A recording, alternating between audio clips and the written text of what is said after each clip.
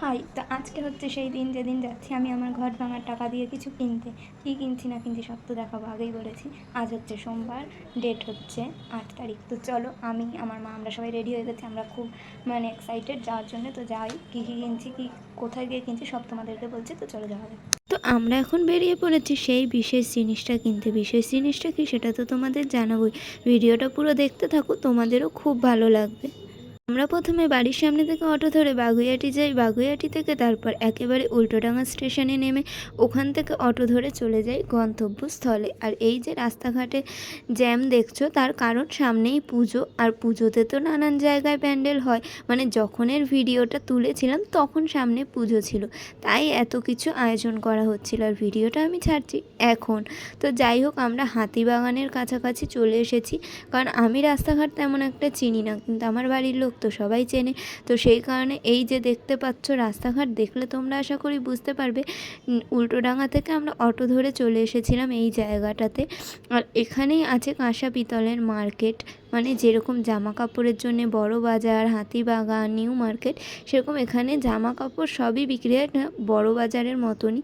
আমি ঠিক রাস্তাঘাট জায়গার নামগুলো চিনি না বলে আমি বুঝিয়ে হয়তো বলতে পারছি না, কিন্তু তোমরা আশা করি দেখলে বুঝতে পারবে। আর আমরা যেই দোকানটায় যাচ্ছি সেই দোকানের ঠিকানা আমরা একটা ইউটিউব ভিডিও দেখে জেনেছি। আমরা নয়, আমার মা। চাইলেই আমরা আমাদের লোকাল এরিয়া থেকে নিতে পারতাম, কিন্তু এখানে আমরা শুনেছি হোলসেল দামে বিক্রি করা হয়। আর তাছাড়াও মার্কেট থেকে নেওয়া ভালো, 1000টা দেখে একটা নেওয়া যায়, কিন্তু নর্মাল ছোটোখাটো দোকানে হয়তো 2-3টে থাকবে, তার মধ্যেই তোমাকে নিতে হবে। রত্নাগিরি বলে যে ব্যানারটা দেখলে, দোকানের নামটা দেখলে, ঠিক তার উল্টো দিকের রাস্তাতেই দেখতে পাচ্ছ প্রচুর দোকান, খাবারের দোকান, নানান দোকান। এই ভোজন বলে যে দোকানটা আছে, ঠিক তার পাশ দিয়ে যেতে হবে, তাহলেই দেখতে পারবে কাঁসা পিতলের দোকান শুরু। আর আমরা যাচ্ছি কাঁসা পিতলের দোকানে। এবার তোমরা হয়তো গেস করে ফেলেছো কি কিনতে এসেছি। তোমরা গেস করে বলো তো, আমি এখনও বলিনি কি কিনতে এসেছি। তো যাই হোক, এই হচ্ছে মেন দোকান, যেখানে কথা বলার পর তারা আমাদেরকে বললো ভিতরে যাও। ওপাশে ওদের গোডাউন টাইপের আছে, অনেক জিনিস ওখানে থাকে। তো সেখানে এই দোকানের নামটা তোমরা দেখেই নিলে, বিকি স্টোর।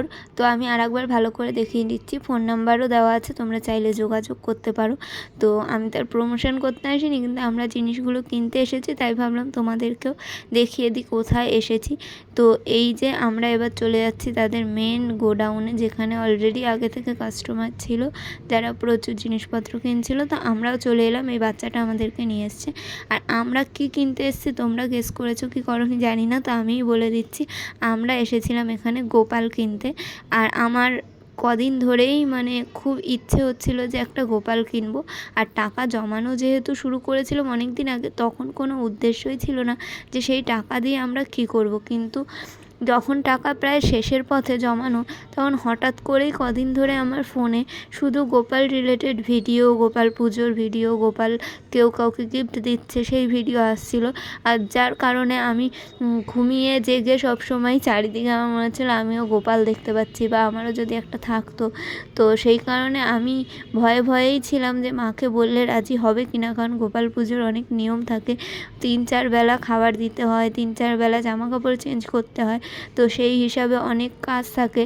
তো আমরা পারবো কিনা সেই ভয়ে ভয়ে মাকে বলার পর মা আমায় বলছিল বিয়ে কর, শ্বশুরবাড়ি গিয়ে কিনবি। কিন্তু তোমরাই বলো, মা আর শাশুড়ি কি এক হয়? আমি গিয়ে যদি ওখানে ওরম আবদার করি, তারা হয়তো না করে দেবে। তাই ভাবলাম এখান দিয়েই কিনে নিই, তারপর বিয়ে হলো কি হলো না তখন সঙ্গে করে নিয়ে চলে যাবো। তো যাই হোক, আমার জমানো টাকা দিয়ে আমি এসেছি গোপাল কিনতে। হ্যাঁ, তবে লাড্ডু গোপাল নয়, যেটা আর কি হামাগুড়ি দিয়ে থাকে। আমি কিনতে এসেছি বাবু গোপাল, যেটা বসে থাকে, পা ছেদ্রিয়ে, ছেদ্রিয়ে বলতে পাটা ছড়িয়ে বসে থাকে। আর হাতে কারোর লাড্ডু থাকে, কারোর বাঁশি থাকে, কারোর খালি হাত থাকে। আর এখানে প্রচুর ভ্যারাইটি মূর্তি আছে, সাইজ আছে অনেক। আর প্রচুর ছোট ছোট মূর্তি, যেগুলো 150-200 এরকম টাকা থেকে শুরু। আর অনেক বড় বড় মূর্তিও আছে, ঘর সাজানোর জিনিস আছে, একদম ছোট থেকে অনেক বড় সাইজ অবধি গোপাল আছে, লক্ষ্মী গণেশ মূর্তি আছে, কালী ঠাকুরের মূর্তি আছে, এমনি পেঁচার উপর বসা লক্ষ্মী আছে, প্রচুর ঠাকুর আছে, সব রকম ঠাকুর এখানে দেখতে পাবে। আর এখানে কিন্তু অষ্টধাতুরও গোপাল ছিল, শ্রীকৃষ্ণ ছিল, রাধারানী ছিল, কিন্তু আমরা যেহেতু গোপাল নিতে এসেছি আমরা গোপালই নেব। আর অষ্টধাতুর মূর্তির দাম একটু বেশি হয়, তোমরা জানো ওর মধ্যে 8 রকমের ধাতু থাকে, সোনা, রূপো, পিতল অনেক রকম মিলিয়ে। আর আমরা নিয়েছি আমাদের গোপাল বেছে, তোমরা তো দেখলেই। বাড়ি গিয়ে ভালো করে দেখাবো। আর এখানে আমি এত ঠাকুর দেখে মানে নিজেকে আর কন্ট্রোল করতে পারছিলাম না, সবগুলোই ধরে ধরে দেখছিলাম। অন্য দোকান হলে হয়তো আমাদের হাত দিয়ে দেখতে দিত না, কিন্তু এখানে চারিদিকে ছড়ানো, তো আমি নিজের মতো করে দেখতে পাচ্ছিলাম। আমি চাইলেই আমার জমানো টাকা দিয়ে কোনো মেকআপ প্রোডাক্টস, কোনো জামা কাপড়, যেহেতু সামনেই পুজো, জুতো এইসব কিনতে পারতাম, কিন্তু আমার মন চেয়েছিল পুজোর আগেই আমি আমার গোপাল সোনাকে বাড়িতে নিয়ে আসবো। তো এখানে আমরা গোপালের জন্য থালা, বাসন, টুকটাক জিনিসও কিনে নিয়েছি। আমরা বাড়ি থেকে কিছু পুরনো কাঁসা পিতলের জিনিস এনেছিলাম, যেগুলো তাদেরকে বিক্রি করে দেবো, তাহলে আসল দামের থেকে কিছু টাকা একটু কমে যাবে। এই সম্পূর্ণ কেনাকাটা আমি আমার জমানো টাকা দিয়েই করছি। গোপালের জন্য কিনে নিয়েছি 2টো গ্লাস, 2টো থালা, একটা ধূপকাঠি স্ট্যান্ড, একটা প্রদীপদানি। মানে হচ্ছে গিয়ে থালা গ্লাস আমার বাড়িতে ছিল না, খুঁজে পাচ্ছিলাম না, বহুদিন পুজো দিতাম না। হঠাৎ করেই দেখো ভগবানের কী লীলা যে আমাকে দিয়ে পুজো করানো স্টার্ট করায়, যে আমি যাতে আবার নতুন করে বাড়িতে পুজো করি সেই ভাবনা আমার মনের মধ্যে আসে, এবং আমি আবার নতুন করে পুজো স্টার্ট করি। আর তার কিছুদিন পরে আমার গোপাল কেনার ইচ্ছে বা গোপালের স্বপ্ন বা যাই বলো না কেন আমার আসে, যার কারণে আমি গোপাল কিনতে আসি। আর ওই যে দেখো পুরোনো জিনিসপত্রগুলো দিয়ে কিছু টাকা ডিসকাউন্ট হয়েছে, মানে পুরোনো জিনিসপত্রের দামটা আসল জিনিসের দামের থেকে মাইনাস হবে। আর তোমরা হয়তো বলবে ঠাকুরের ওজন কত, ঠাকুরের দাম কত। আসলে ঠাকুরের আসলে কোনো মূল্যই হয় না, তার কারণ ঠাকুরের আশীর্বাদেই আমরা চলছি ফিরছি, বেঁচে আছি। সেখানে আমরা কি ঠাকুরের দাম নির্ধারণ করব? কিন্তু যাই হোক, এগুলো তো একটা ব্যবসা। কাঁসা, পিতল, মাটির মূর্তি, লোহার মূর্তি বা পিতলের, যেরকমই মূর্তি হোক না কেন, পাথরের, সেগুলো একজন কারিগর তৈরি করছে, তার শিল্পেরও তো একটা দাম আছে। সেই হিসাবে তাকে তো একটা মজুরি দাম দিতেই হবে জিনিসের মূল্য। তো সেই রকমই আমরা দাম দিয়েছি। আর জিনিসের দাম তোমরা জানোই, আজকালকার দিনে সব কিছুরই দাম বেড়েছে, তো কাঁসা পিতলের দামও বাড়বে। আর এখানে কোনো কিছুই ওজন করে বিক্রি হয়নি। তো সবাই বলে কাঁসা পিতল ওজন করে বিক্রি হয়, আমিও সেটাই জানতাম, কিন্তু ওজন করে বিক্রি হয়নি এখানে। মানে একটা জিনিসের দাম, ধরো একটা থালার দাম 20 টাকা, 50 টাকা, 100 টাকা, সেই হিসাবে তুমি যেরকম চুজ করেছো সেরকম তোমার প্রাইস হবে। এমনকি ঠাকুরের গায়েও দাম লেখা ছিল, তো কিছু ডিসকাউন্ট দিয়েছে আর কিছু পুরনো জিনিসের দাম মাইনাস হয়ে ঠাকুরের দাম আর সব মিলিয়ে 2000 সামথিং কিছু টাকা হয়েছে। কিন্তু আরও বেশি দাম ছিল ঠাকুরটার, তো আমাদের ডিসকাউন্ট দিয়েছে। আর হোলসেল মার্কেট থেকে নেওয়ার কারণেই তোমাদের মনে হতে পারে হয়তো যে ঠাকুরের দাম অনেক বেশি, কিন্তু ঠাকুরটার ওজনও অনেক বেশি। দেখতে ওরকম ছোটোখাটো লাগলেও বেশ ভারী আছে। আর দেখতে বড় ছোট দিয়ে ব্যাপার না, মেন হচ্ছে ভক্তি ভরে ঠাকুরের পুজো দেওয়া। সেটা ছোট মূর্তি হোক, মাটির মূর্তি হোক, বা দেয়ালে টানানো ফটো হোক, যে কোনো মূর্তিতেই ভক্তি ভরে পুজো দিলে ঠাকুর সন্তুষ্ট হবে এবং আশীর্বাদ দেবে। আমি তখন অবধি জানতাম না গোপালের জন্য আমি কতটুকু কী করতে পারবো, কিন্তু কিনে ফেলেছি। আর এখন তার সেবা যত্ন করার দায়িত্ব আমাদেরই। তো যখন আমি কিছু কারণে ব্যস্ত থাকবো বা কোনো কারণে হয়তো, বিশেষ কিছু কারণে হয়তো ধরতে পারবো না, তখন আমার মাই গোপালের সেবা করবে। আর ভবিষ্যতের কথা ভবিষ্যতে দেখা যাবে, যখন আমার বিয়ে হয়ে যাবে সেই সব কথা আলাদা।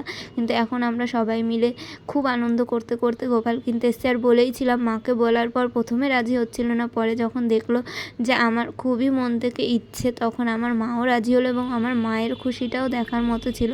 প্রথমে না করছিল, কারণ আমরা সবাই আজকালকার দিনে খুবই কর্মব্যস্ততায় থাকি, তখন যদি ঠাকুরের ঠিক করে সেবা না করতে পারি সেটা তো একটা খারাপ না। কাউকে বাড়িতে এনে, ঠাকুর বলে শুধু নয়, যে কোনো জিনিসই বাড়িতে এনে তার সেবা যত্ন না করতে পারাটা খুবই খারাপ।